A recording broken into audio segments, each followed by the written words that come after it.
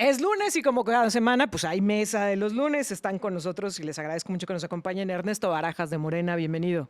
Muy buenos días, Erika. Gracias por la invitación.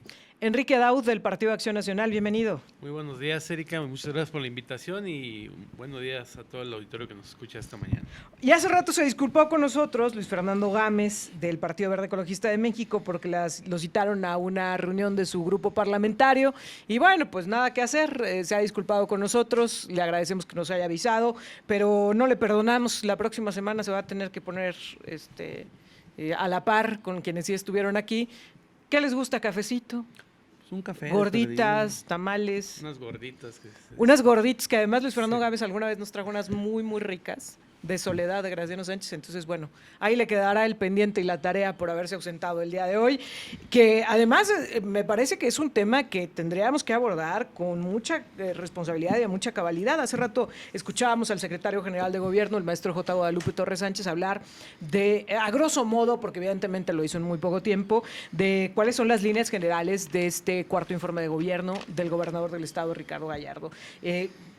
Lo que vale la pena destacar y en donde tendríamos que detenernos. Y yo quiero empezar con ustedes hablando del balance general. A ver, Enrique Daud, ¿cuál es el balance general de esta administración? Porque aunque el informe va de este último año, del cuarto año de gobierno, pues sí hay que hablar de lo que ha sido en su compendio. ¿Cuál es el balance que se hace?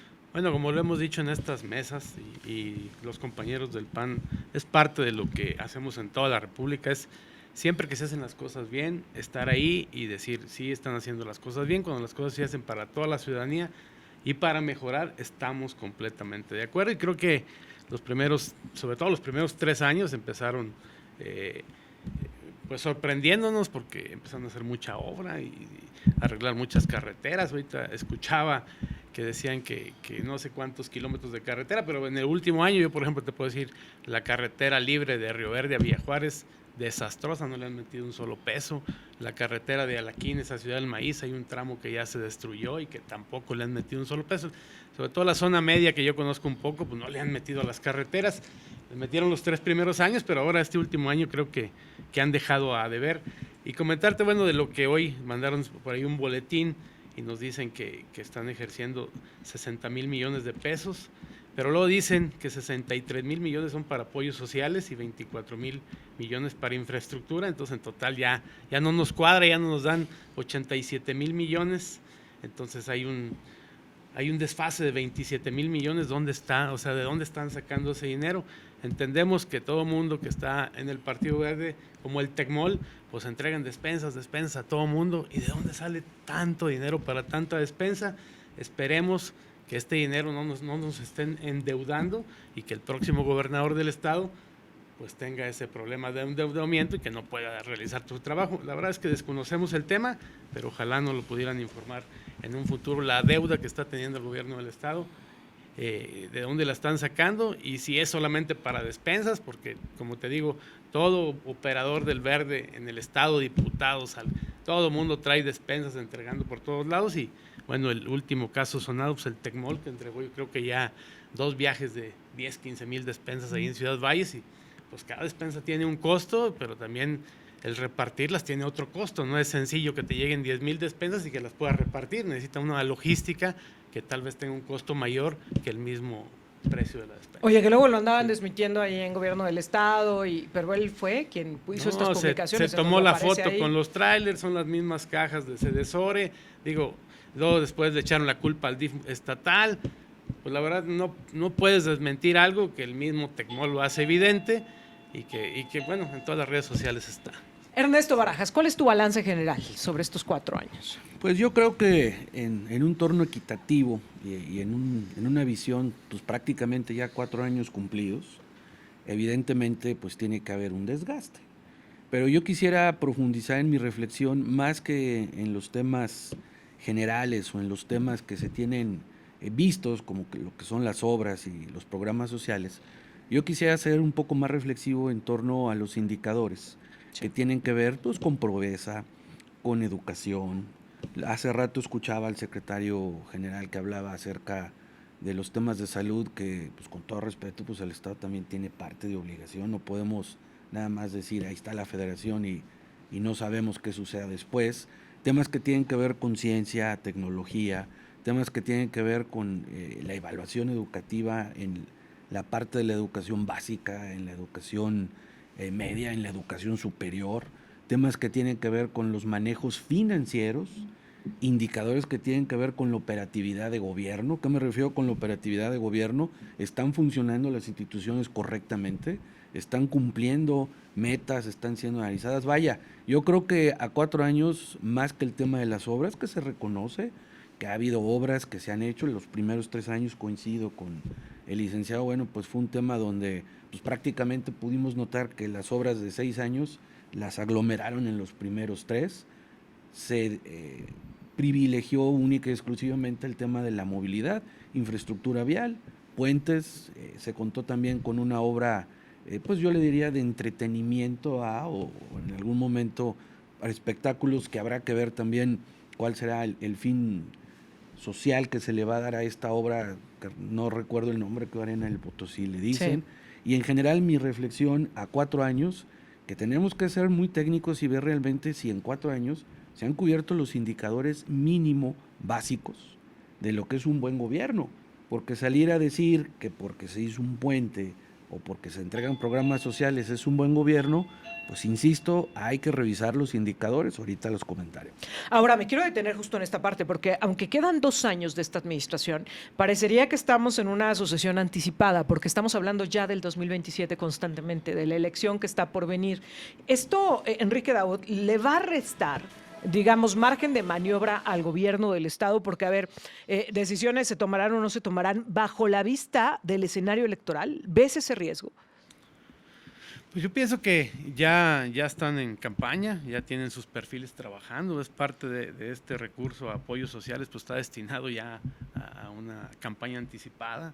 Es difícil tener pruebas de eso porque los tribunales necesitan pruebas muy precisas, pero pues todo mundo que nos escucha pues saben que ya los programas sociales los están haciendo para esta campaña anticipada. No sabemos si van a tener candidato o candidata, si van a ir en coalición o no, eso lo sabremos hasta dentro de 1 año y medio más o menos, pero bueno, ellos están, como dicen, están afinando su estructura y la están haciendo a base de despensas y de apoyos sociales. Hay otros temas por ahí, un tema en San Luis es la seguridad pública. Hay encuestas del INEGI que dicen que arriba del 60% de los potosinos se siente inseguro. Acaban de anunciar también una inversión de 12,400 millones, por ahí escuché alguna cifra mayor, pero dicen una cosa y luego dicen otra. La verdad es que esperemos al futuro a ver realmente cuál es la verdadera inversión. Pero bueno, la inseguridad sigue, lo que acaba de pasar en Ciudad del Maíz el fin de semana, la verdad no puede ser que las corporaciones, sobre todo la Guardia Civil Estatal, el mismo Ejército, la Guardia Nacional, que tiene ahí un destacamento en Ciudad del Maíz, pues esto ocurrió a las 4 de la mañana y llegaron a las 10 de la mañana, o sea, y como hemos dicho aquí en San Luis Potosí, no se percibe la inseguridad está en el interior del estado, donde haces una llamada a cualquier hora del día y nadie la atiende. Entonces, pues a pesar de que le inviertan 12,400 millones, pues el miedo sigue en la población de San Luis Potosí y no se ha visto que avance o que la gente perciba otra cosa. Ernesto, hablemos de los indicadores en materia de seguridad, porque justamente hace rato que platicábamos con el secretario general de Gobierno, decía pues la forma en la que se ha venido avanzando, la firma de convenios, los resultados que se han dado con las detenciones. ¿Cómo está San Luis Potosí? Yo creo que es muy importante en materia de seguridad, hay que dividirlo en 2 universos. El primero, que es el universo preventivo, que es la parte donde viene la participación ciudadana, donde participan los propios ayuntamientos, los municipios, y en algún momento donde básicamente recae todo el tema para evitar que se cometan delitos del fuero común, que es la parte importante y lo que más se debe de estar previniendo por parte tanto del Estado y los municipios. Segundo, una segunda dimensión, lo que es la investigación, la fiscalía, la procuración de justicia, ¿cómo vamos ahí? Si bien es cierto, se ha hecho mucho trabajo para tema de inversión en equipo policial, en cámaras de seguridad, en el famoso C5, en las pruebas o en los diagnósticos para que los policías pues tengan control, confianza y etc., etc. Pero si entramos ya en la dimensión de lo que es la parte de la procuración de justicia, creo yo que ahí tenemos mucha oportunidad para mejorar. Indiscutiblemente vemos que no se le ha dado un presupuesto de crecimiento a la propia institución. En el tema general, pues creo que falta hacer convocatorias para crear nuevos fiscales.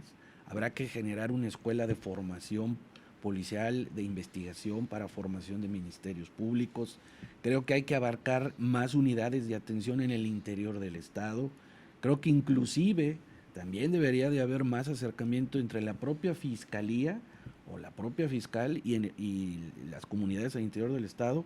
Cualquier asunto relevante en esta materia se tiene que venir de Villa de Ramos, se tiene que venir de Ciudad del Maíz. Sí sabemos que hay áreas de atención o subfiscalías que están divididas en el interior, pero pues nunca va a ser el mismo tema estar directamente relacionado como ciudadano con la propia fiscal. Y creo yo que en el área de la Procuración de Justicia en la Fiscalía sí hay mucha oportunidad que se tiene que hacer. Lamentablemente vemos que pues a veces no hay un tema para los propios recursos, y creo que ahí es donde hay que apuntar el ojo en materia de seguridad.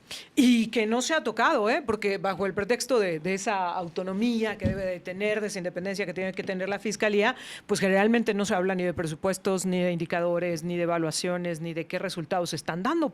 Muy poco sabemos acerca del trabajo de la Fiscalía, y sobre todo este último año. Yo no sé si ustedes coinciden o no, pero este último año ha sido de una total opacidad.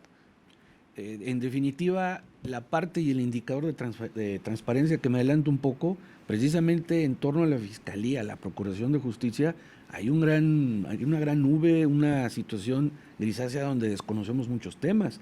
Y en materia de transparencia, pues quisiera entrar al tema que no solamente es en la parte de seguridad pública y en la parte de la Procuración, sino básicamente en la gran variedad de instituciones de gobierno del Estado. Solicita información la ciudadanía y no lo tenemos. Hay gente que quiere saber cuánto se derivó en torno a ganancias para el gobierno del Estado de la última feria realizada en 2024.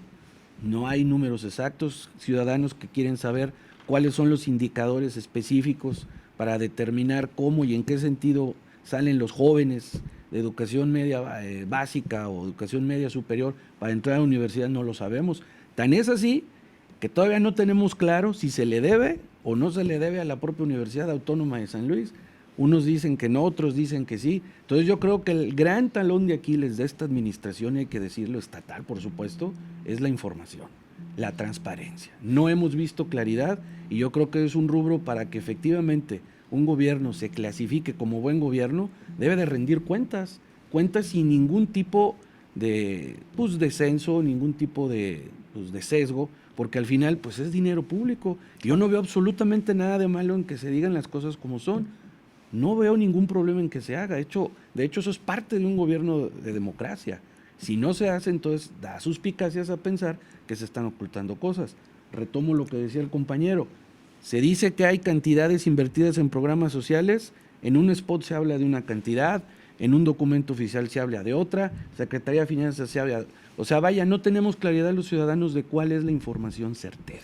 Quiero ahondar en esta parte de lo que dicen otras dependencias y lo que dice la Secretaría de Finanzas, porque ya tocabas el tema de la Universidad Autónoma, pero también está el caso del Consejo Estatal Electoral y de Participación Ciudadana y otros entes que argumentan que hay un adeudo, que Secretaría de Finanzas luego sale a decir que sí, luego sale a decir que no. ¿Qué tanto estamos conociendo los ciudadanos de esto y cuáles son esas áreas o esas dependencias que, digamos, le están generando ruido a la administración estatal? Voy rápido a la pausa y regreso, que estamos en la mesa de los lunes. Ya estamos de regreso, y antes de la pausa Ernesto Barajas nos decía que el talón de Aquiles de esta administración estatal es la información y la transparencia. A ver, quiero que nos ayudes a desglosar esta idea, Ernesto. ¿Qué es lo que percibes sobre lo que sí se está diciendo, lo que no se está diciendo, y qué problemas podrían estarse ocultando? Yo creo que es muy importante verlo desde ángulos ciudadanos, por supuesto, para que un buen gobierno, y sobre todo se considere así, porque es un factor de un buen gobierno, la transparencia, se tiene que rendir cuentas puntuales, claras, precisas. Y no solamente en temas que tienen que ver con construcción o que tienen que ver con proveedores, sino en todos y en cada uno de los rubros. No digo que todas específicamente las dependencias, pero la gran mayoría no dan información precisa. ¿Y qué es lo que se ve al final? Pues una confusión ciudadana en la que no podemos nosotros determinar con certeza y claridad que es el interés de todos nosotros saber cómo va la parte financiera, cómo va la parte de deuda de un gobierno estatal. Ahora no sabemos todavía y en qué sentido se puede estar dando, si existe un grave problema de deuda financiera, porque nosotros vemos los síntomas, pero no hemos visto realmente cuáles son los pasivos para nosotros en algún momento, digo nosotros quienes, asociaciones civiles, organizaciones ciudadanas, el propio ciudadano en común, catedráticos, investigadores, etc., tener un criterio justo y que a lo mejor no estemos dando comentarios que pudieran ser desechados por tener la información pertinente. Si ahorita nos dijeran, no, mira, no es así, aquí está, revísalo, perfecto, estás bien, vas bien, pero si no nos dan acceso a la información, ¿cómo podemos nosotros tener certeza que el rumbo del gobierno va correctamente?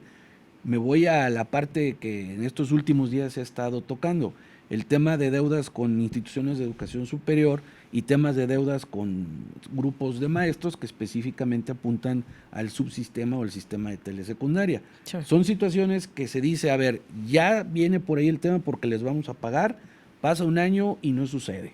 Al siguiente año dice, no, pues es que fue un tema donde no había, pero ahora sí lo vamos a hacer, pasa otro año y tampoco sucede. Y vemos que se aumentan, y lo intuimos porque sabemos por noticias que dan, que se piden préstamos quirografarios para en algún momento solventar estas deudas. Si no tenemos una claridad y si no se da un espacio de información al ciudadano, pues vamos a seguir teniendo estas dudas. Termino con esto. Un punto importante para un buen gobierno es la transparencia en todos los niveles.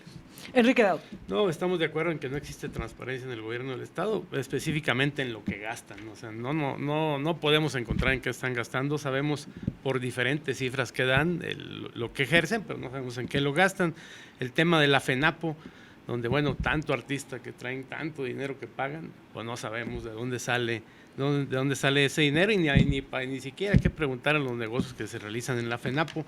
Pero bueno, hablaba Ernesto de la deuda de telesecundaria, vino la presidenta Sheinbaum y ella anunció que ella va a poner el dinero para que les paguen, pues ojalá y sea pronto, esperemos si le va a entrar, ojalá así sea, porque creo que es un tema ahí de la dignidad sobre los maestros de telesecundaria. Pero existe otro tema importante que es la deuda de pensiones.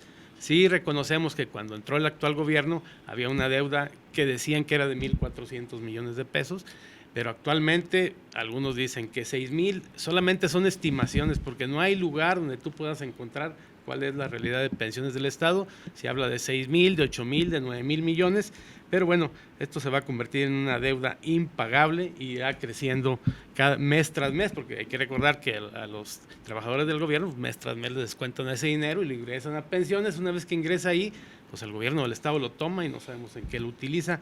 También la deuda que tienen con la Universidad Autónoma de San Luis Potosí, esta autonomía que tiene la universidad creo que les molesta un poco. El dinero que le llega a ellos llega a través del gobierno del Estado, pero es un dinero que mandan de la Federación, se lo deberían así como llega, si llega hoy, mañana depositárselos, no es dinero de ellos, pero pareciera que lo toman como un préstamo y ahí a ver cuándo recuperamos el dinero para podérselos pagar, y esta deuda pues está llevando a la quiebra a una institución. Yo soy universitario, una institución que tanto le ha dado a San Luis Potosí, una institución que no podemos permitir que esté en la situación en la que está y que el gobierno del Estado tal parece que no le importa la situación que tiene la Universidad Autónoma. Oye, nos decía el rector que si no llega el dinero, pues a más tardar en la segunda quincena de noviembre no habrá forma de que opere la Universidad Autónoma de San Luis Potosí. A mí esta fue la parte que me dejó más consternada porque significa pues perder el semestre para chavos que ni la deben ni la temen, para jóvenes y para familias que han hecho el esfuerzo por tenerlos estudiando una educación superior y que de pronto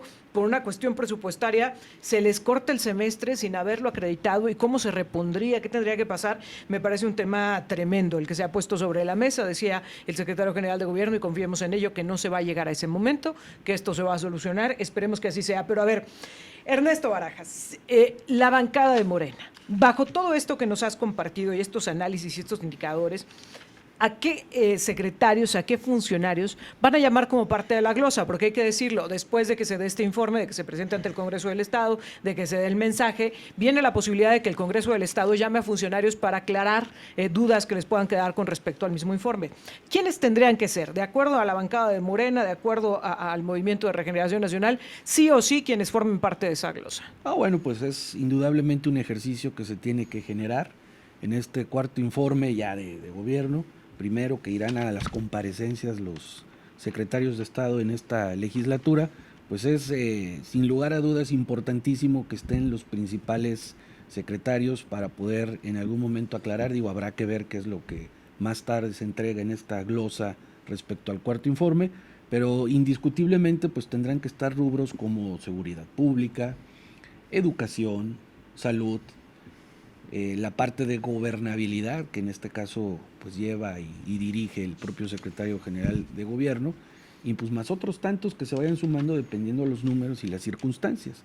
Y yo creo que es muy importante, y sí decirlo, que en esta parte de los ejercicios de las comparecencias, pues es precisamente para eso, para aclarar las dudas, para lo que comentaba hace un rato de información, que en algún momento exista la duda, los diputados como representantes legítimos de nosotros los ciudadanos, pues tendrán que poner precisamente en la palestra del Congreso y hacer las preguntas debidas y congruentes a los diferentes secretarios de Estado, sobre todo en el tema de programas sociales, en qué rubro se gastó, por qué se gasta. Vaya, no es absolutamente malo, no es un tema inquisitorio, claro, no es un tema que tenga que ver con situaciones de golpeteo, pues es un tema de democracia, donde un gobierno pues está obligado a entregar cuentas, sobre todo para en algún momento demostrar, y no en algún momento, para demostrar fehacientemente qué fue lo que se gastó, cómo se gastó y para qué se gastó. Por eso considero que estas comparecencias van a ser muy importantes, vamos a estar muy pendientes de todas y cada una de ellas, para observar y sobre todo analizar qué es lo que informan ya en el común, claro, y en el face to face los propios secretarios al Congreso del Estado. Enrique Daud, ¿a quiénes está interesado en escuchar el panel? Bueno, yo creo que alguien importante que debe de estar y que además pediremos a nuestros diputados que los cuestionen, pues es a la Secretaría de Salud. Decir que a pesar de que hasta el gobierno federal diga que ya están los medicamentos en camino, pues no han llegado. El Hospital del Niño y la Mujer pues tiene gravísimos problemas. Nos han dicho, ya lo comenté aquí también, nos han dicho que a la misma gente le recomiendan no ir a este hospital porque ni medicamentos, ni médicos, los aparatos ya no sirven, no les dan mantenimiento, entonces que es un riesgo realmente caer en este hospital. En el Hospital Central está el problema de los pacientes renales que se tienen que amparar para que sean atendidos y según nos dicen, pues en los próximos días habrá para ahí una manifestación porque es un tema muy complicado el de los pacientes renales. También nos prometió este gobierno cuando entró que iban a tener hospitales de alta especialidad que le prometieron a los ciudadanos de San Luis Potosí y pues creo que al parecer no se ha hablado de cuándo empieza la construcción de estos hospitales. La pregunta sería en este tema de salud, ¿qué quiere la población? ¿Qué quieren las personas que nos están escuchando? ¿Quieren artistas o quieren medicamentos en los hospitales? Más pareciera que al pueblo hay que darle aquella frase muy trillada que decía, pues al pueblo hay que darle pan a través de despensas y hay que darle circo a través de todos estos artistas que traen. Otro tema sería pues, el agua potable. El agua potable es un tema... es un problema no solo en San Luis Potosí, en todo el estado. Los últimos años han sido de sequía, los mantos acuíferos pues, no se han recuperado, hasta el municipio más pequeño con menos población tiene problemas de agua potable. Entonces, pero en San Luis tenemos el tema de la presa del Realito, no sea esta presa...